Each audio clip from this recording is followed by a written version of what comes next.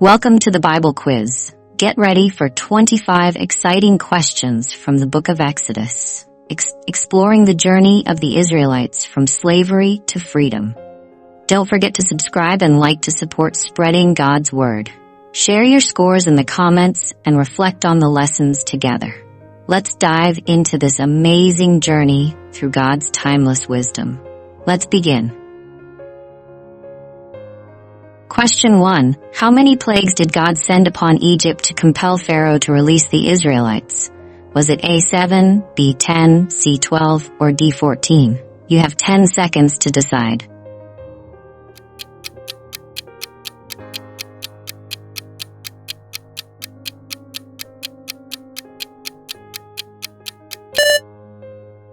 The answer is B, 10, from Exodus 12 verse 12. God sent 10 plagues upon Egypt to show his power and compel Pharaoh to release the Israelites. Exodus 12:12 says, "For I will pass through the land of Egypt this night, and will smite all the firstborn in the land of Egypt, both man and beast. And against all the gods of Egypt I will execute judgment. I am the Lord." These plagues demonstrated God's judgment against Egypt's false gods and his determination to deliver his people. It teaches us that God's power is unmatched, and his promises to his people are always fulfilled. Question 2.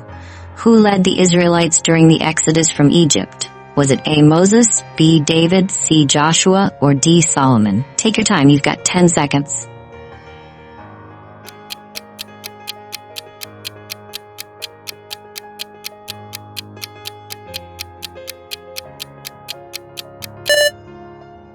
The answer is A, Moses, from Exodus 3:10.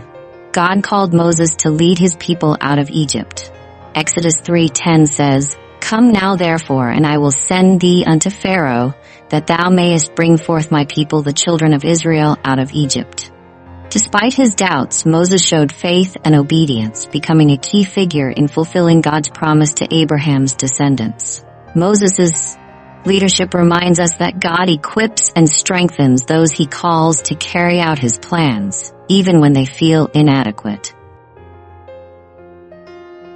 Question 3. Who assisted Moses by serving as his spokesman before Pharaoh? Was it A. David, B. Aaron, C. Joshua, or D. Korah? Let's see what you think. You've got 10 seconds.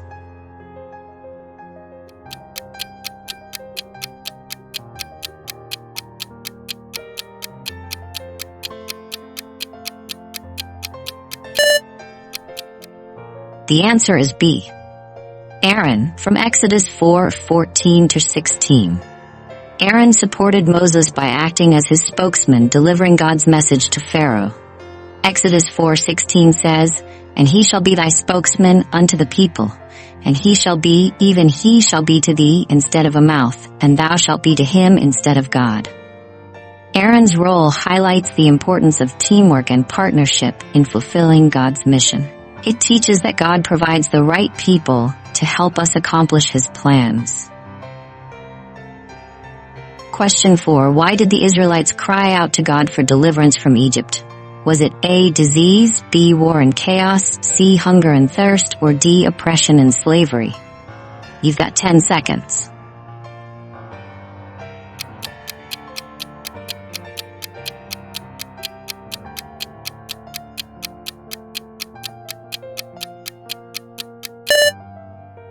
The answer is D, oppression and slavery, from Exodus 3:7. God saw the suffering of his people in Egypt. Exodus 3:7 says, "I have surely seen the affliction of my people which are in Egypt, and have heard their cry by reason of their taskmasters, for I know their sorrows." God's compassion for their plight led to their miraculous deliverance. This shows that God is always aware of his people's struggles and is faithful to intervene in his timing to bring freedom and justice. Question 5. What body of water did the Israelites cross during their escape from Egypt? Was it A. Nile River, B. Red Sea, C. Atlantic Ocean, or D. Euphrates River? You've got 10 seconds.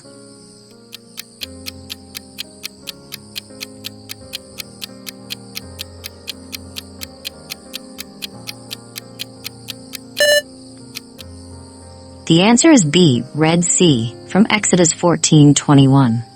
God miraculously parted the Red Sea, enabling the Israelites to escape from Pharaoh's army. Exodus 14:21 says, "And Moses stretched out his hand over the sea, and the Lord caused the sea to go back by a strong east wind all that night, and made the sea dry land, and the waters were divided." This miracle demonstrates God's power to deliver his people and his ability to create a way out of impossible circumstances. It also serves as a reminder that God's protection is always with his people. Question 6. How did God save the Israelites from Pharaoh's army at the Red Sea? Was it A, burned the Egyptian army, B, sent epidemics, C, sent a strong wind, or D, parted the sea? Let's go.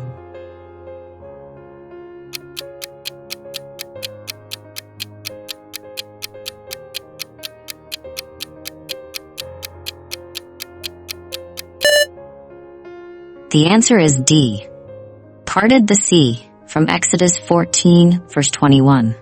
God parted the Red Sea to create a path for the Israelites to cross on dry land. Exodus 14:21 says, "And Moses stretched out his hand over the sea, and the Lord caused the sea to go back by a strong east wind all that night, and made the sea dry land, and the waters were divided." This act ensured their safety and defeated Pharaoh's army, showing God's unmatched ability to save and protect his people in extraordinary ways. Question 7. What role did the pillar of cloud and the pillar of fire play in guiding the Israelites? Was it A, providing direction, B, providing shade, C, providing light, or D, protection?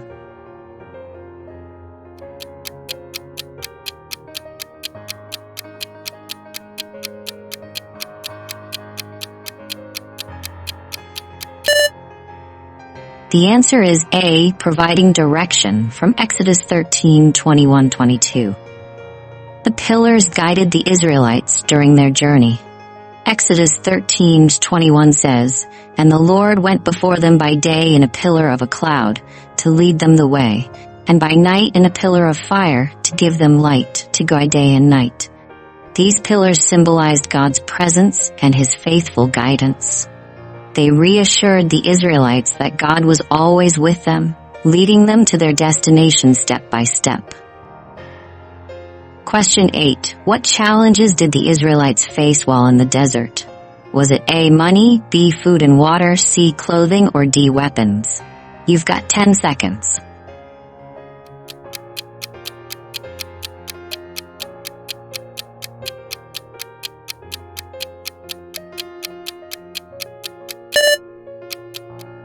The answer is B, food and water, from Exodus 16 verse 2-3. The Israelites lacked basic necessities during their journey. Exodus 16:2 says, "And the whole congregation of the children of Israel murmured against Moses and Aaron in the wilderness." Despite their complaints, God provided for them, teaching them to trust him for their daily needs. This provision emphasized that God is always able to sustain his people in times of difficulty. Question 9. What nourishment did God provide for the Israelites during their time in the wilderness? Was it A, manna, B, fish, C, meat, or D, bread? You've got 10 seconds.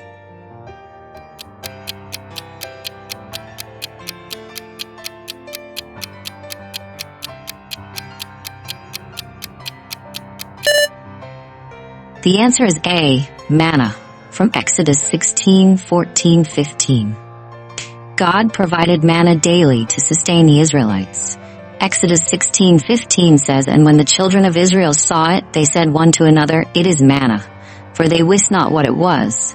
And Moses said unto them, 'This is the bread which the Lord hath given you to eat.'" This miraculous provision illustrated God's care and faithfulness in sustaining his people during their journey. It also taught them to rely on him for their needs one day at a time. Question 10. What miracle did God instruct Moses to use to bring water to the Israelites? Was it A, praying to God, B, speaking to a rock, C, striking a rock with his staff, or D, smashing it?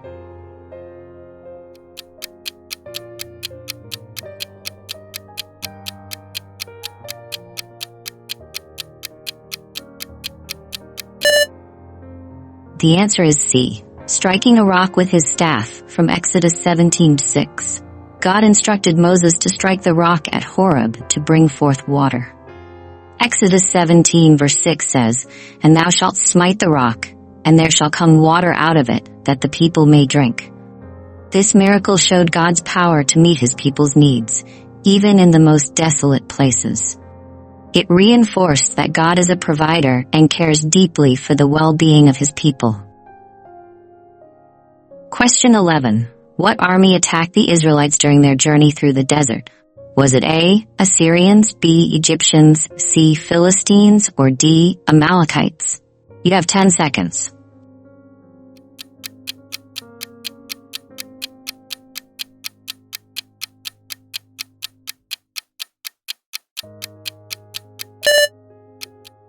The answer is D, Amalekites, from Exodus 17:8.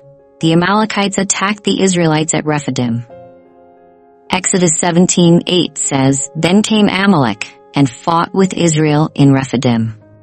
This battle demonstrated the ongoing challenges the Israelites faced during their journey and the importance of relying on God for victory.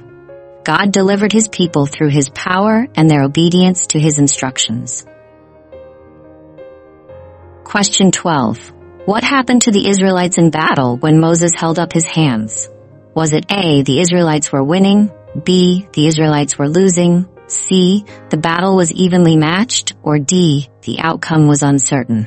Let's go.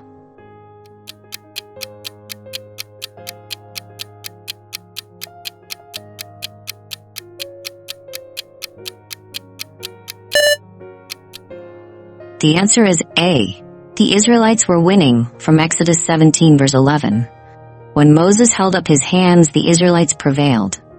Exodus 17 verse 11 says, "And it came to pass when Moses held up his hand that Israel prevailed, and when he let down his hand, Amalek prevailed." This symbolizes the power of intercession and reliance on God for victory. The raised hands reflected dependence on divine help, showing that success comes when God is at the center of our efforts. Question 13. Who supported Moses' hands when he grew weary during the battle with the Amalekites? Was it A, Aaron, B, Joshua, C, Aaron and Hur, or D, Aaron and Joshua? You have 10 seconds.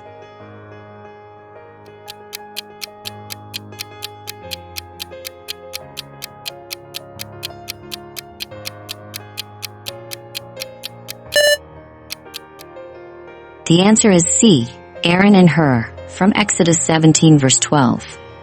Aaron and Hur supported Moses by holding up his hands to ensure victory for the Israelites.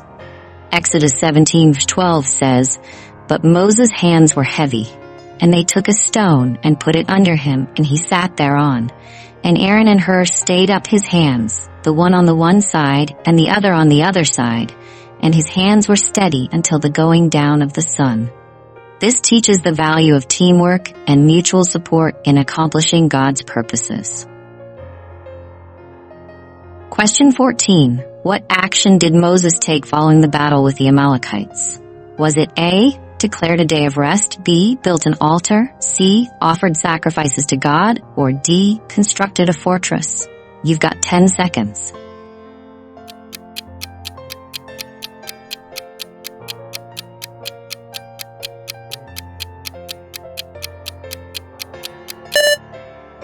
The answer is B, built an altar. From Exodus 17:15, Moses built an altar to commemorate God's deliverance in the battle. Exodus 17 verse 15 says, "And Moses built an altar and called the name of it Jehovah Nissi." This action highlighted Moses' gratitude and recognition of God as the source of victory. It reminds us to give thanks and honor God for his intervention in our lives. Question 15. Where did Moses receive the 10 Commandments from God? Was it A, Moab Hills, B, Carmel Hill, C, Mount Sinai, or D, Mount Ararat? Take 10 seconds to think.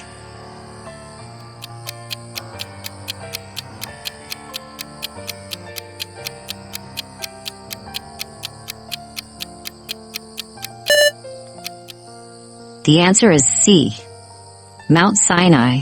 from Exodus 19 verse 20. God called Moses to Mount Sinai to receive the 10 Commandments. Exodus 19 verse 20 says, "And the Lord came down upon Mount Sinai on the top of the mount, and the Lord called Moses up to the top of the mount, and Moses went up." This marked a pivotal moment in Israel's covenant relationship with God, as the commandments laid the foundation for their moral and spiritual life. Question 16. What did the 10 Commandments prescribe for the Israelites? Was it A, a detailed legal system, B, a complex religious system, C, a political and social system, or D, a system of ethics and doctrine? You've got 10 seconds.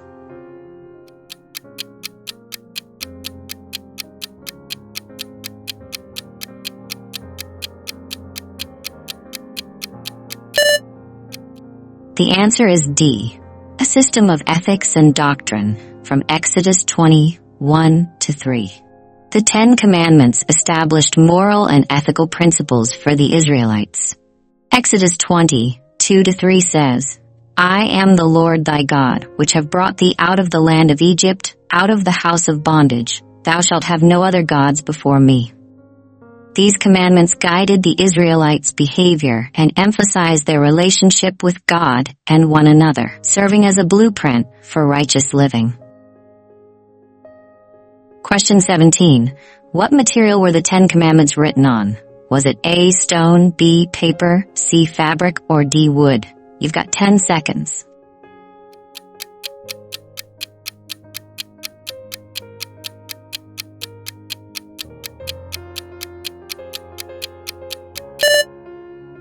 The answer is A, stone, from Exodus 31:18. The 10 Commandments were written on stone tablets by the finger of God. Exodus 31:18 says, "And he gave unto Moses, when he had made an end of communing with him upon Mount Sinai, 2 tables of testimony, tables of stone, written with the finger of God." The stone tablets symbolize the enduring and unchanging nature of God's laws and their divine authority. Question 18. What command does the 10 Commandments begin with? Was it A, don't steal, B, don't be jealous, C, you shall have no other gods, or D, don't kill people? Let's go.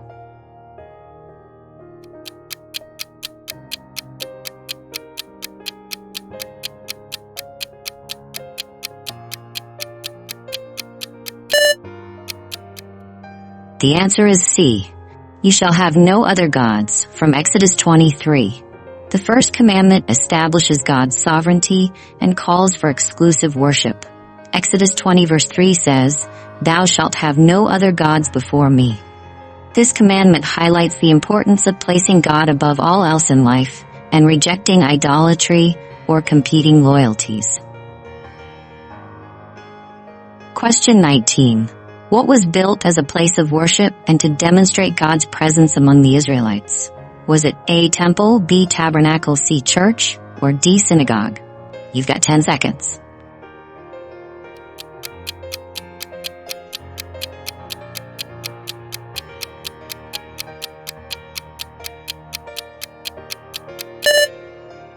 The answer is B, tabernacle, from Exodus 25:8. The tabernacle served as a place of worship and a tangible sign of God's presence. Exodus 25:8 says, "And let them make me a sanctuary, that I may dwell among them." The tabernacle was central to Israel's spiritual life, reminding them of God's presence and their covenant relationship with Him. Question 20. Who did God appoint to oversee the construction of the tabernacle? Was it A, Bezalel, B, Aaron, C, Moses, or D, Joshua? You've got 10 seconds.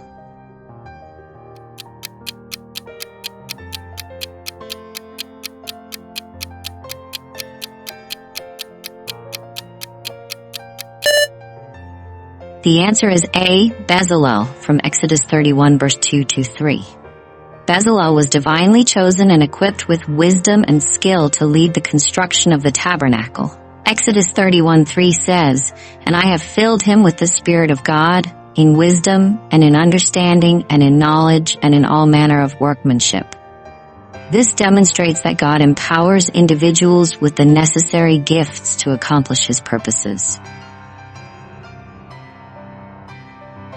Question 21. What did the Israelites worship while Moses was on Mount Sinai? Was it A, the sun, B, a bright star, C, a statue of Moses, or D, a golden calf? You've got 10 seconds.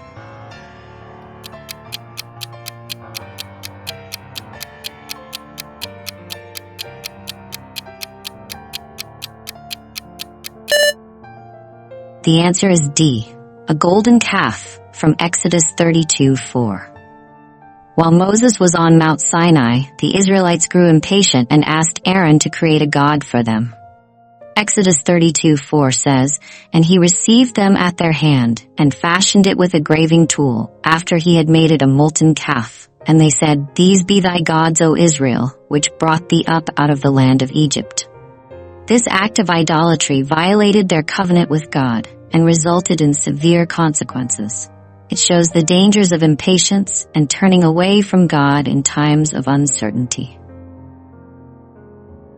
Question 22. Who created the golden calf at the request of the Israelites? Was it A, David, B, Moses, C, Aaron, or D, Joshua? You have 10 seconds.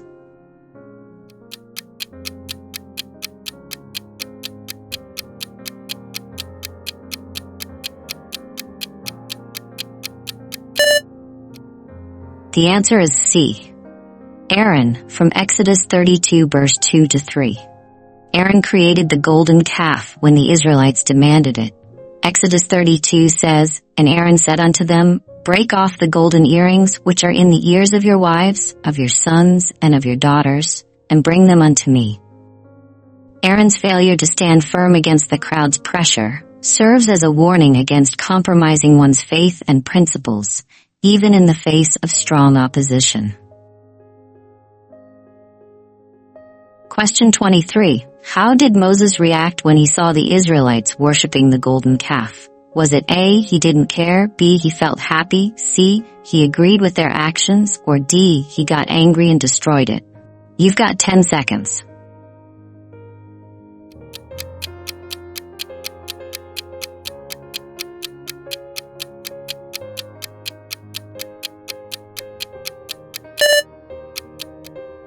The answer is D. He got angry and destroyed it, from Exodus 32 verse 19. When Moses saw the Israelites worshiping the golden calf, he reacted with righteous anger. Exodus 32:19 says, "And it came to pass as soon as he came nigh unto the camp, that he saw the calf and the dancing. And Moses' anger waxed hot, and he cast the tables out of his hands and brake them beneath the mount." This action demonstrated Moses' deep commitment to God's commandments and his rejection of idolatry. His response underscored the seriousness of disobeying God's covenant. Question 24. Who succeeded Moses as the leader of the Israelites? Was it A, Aaron, B, Joshua, C, David, or D, Solomon? You've got 10 seconds.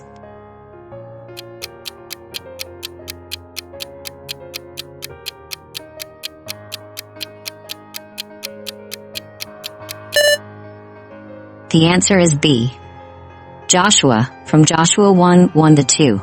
Joshua was appointed by God to succeed Moses and lead the Israelites into the promised land. Joshua 1:2 says, "Moses my servant is dead. Now therefore arise, go over this Jordan, thou and all this people, unto the land which I did give to them, even to the children of Israel." Joshua's leadership was marked by courage, faith, and obedience, demonstrating the importance of trusting God's promises and relying on his guidance. Question 25. How is the special significance of the Israelites described in the Bible?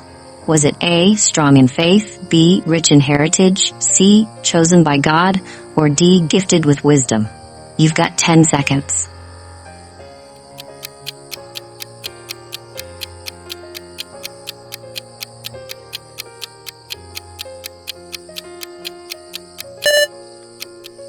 The answer is C, chosen by God, from Exodus 19:5-6. God described the Israelites as his chosen people, set apart for his purposes.